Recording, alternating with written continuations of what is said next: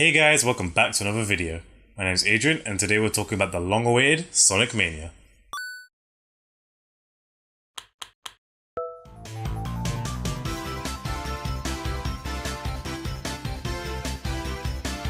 Yes, it's finally here. The game that all Sonic fans have been waiting so long for. It's Sonic Mania. Now it's fair to say that the Sonic games have been pretty or at least that's the general consensus on the internet.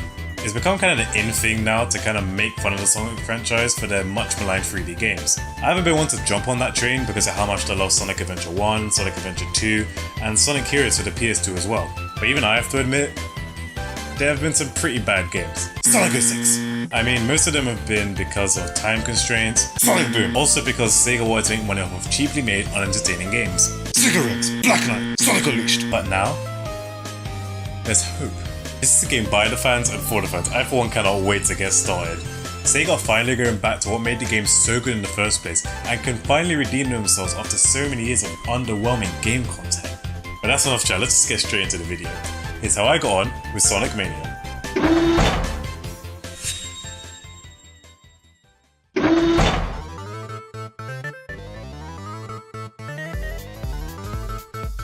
I cannot stress enough how excited I've been for this game.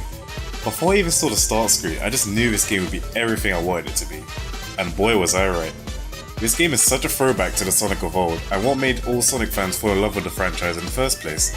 It's fast, it's witty, it's challenging, and above all else, it's fun. I've missed this feeling from Sonic games for so long, and just from the first couple of levels, I couldn't stop grinning. Now I haven't played these games for a long time, so as you'd expect, I did struggle a bit trying to get back into it. And I'm not joking, I was on that wheel for a solid minute, it's been that long. But once I got going, everything just flowed. At the core of it, this game is very simple and just what you'd expect. Just get to the end of the level as fast as possible. That's it. That's all you have to do, and that's all you should have had to do for all these years. Playing Sonic like this after all these years is a massive nostalgia shock. And for a lifelong Sonic fan like myself, I know I'm going to be spending a lot of my time playing this game. Hopefully I do a lot better than this though.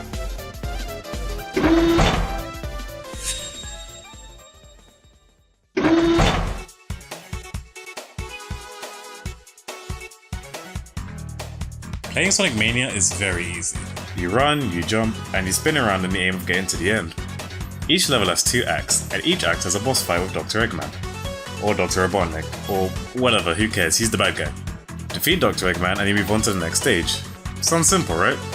Except it's a bit more complicated than that.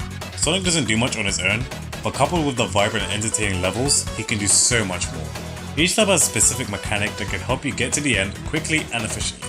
There are boosts to help you speed up, jump pads to bounce you high in the air, there are fans to get you to higher ledges, there's wind turbines, monkey bars, popcorn machines, bouncing jelly.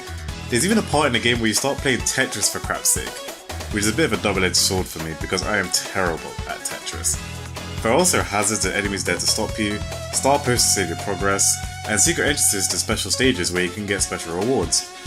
To get to the end, you can take multiple routes, but finding the fastest one depends on your skill and how well you know that level.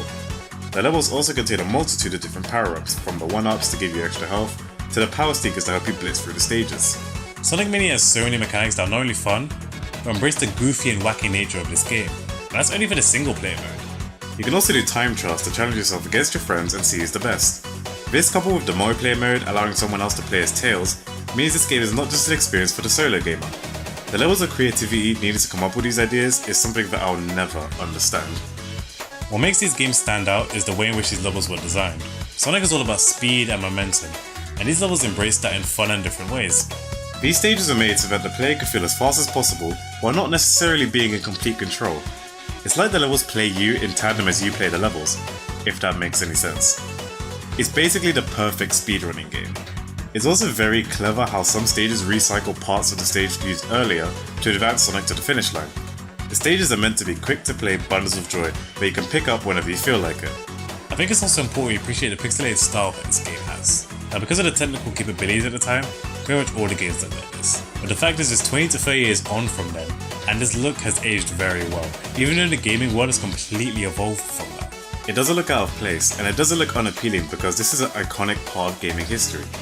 The developers could have got this so horribly wrong, but thank goodness they didn't because this is amazing. Also, this music, right here, is freaking brilliant. That's all you need to know.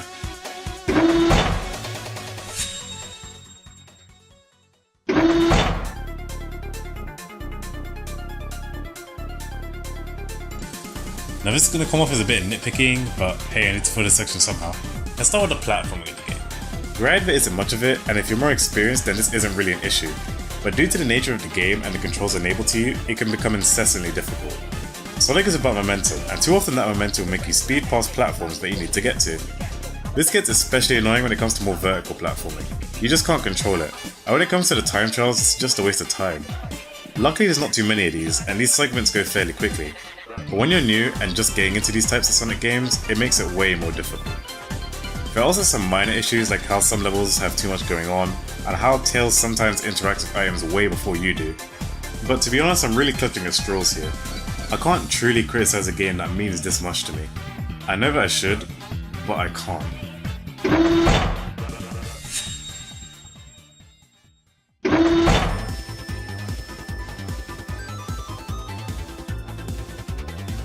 What SEGA have done here is truly amazing. It's been a long time coming, but we needed a game to remind us all why Sonic is so good. After all these years of disappointment, of us Sonic fans having to defend the franchise, of having to constantly take the stick for it online, we finally got it back. We've got Sonic back. Sonic Mania is a wonderful achievement and will go down in history as one of the greatest ever Sonic games. I can only hope SEGA uses this as a basis for future work and keep giving back to the fans who love Sonic from day one. That's it for today guys. If you liked the video then give it a thumbs up. If you have any thoughts about Sonic Mania, about the Sonic franchise, or if there are any other games that you just want me to talk about, then leave a comment in the comment section below and tell me about it. As always, if you're new, then hit that subscribe button, and also check out some of my other videos as well. Thanks for watching, and I'll see you next time.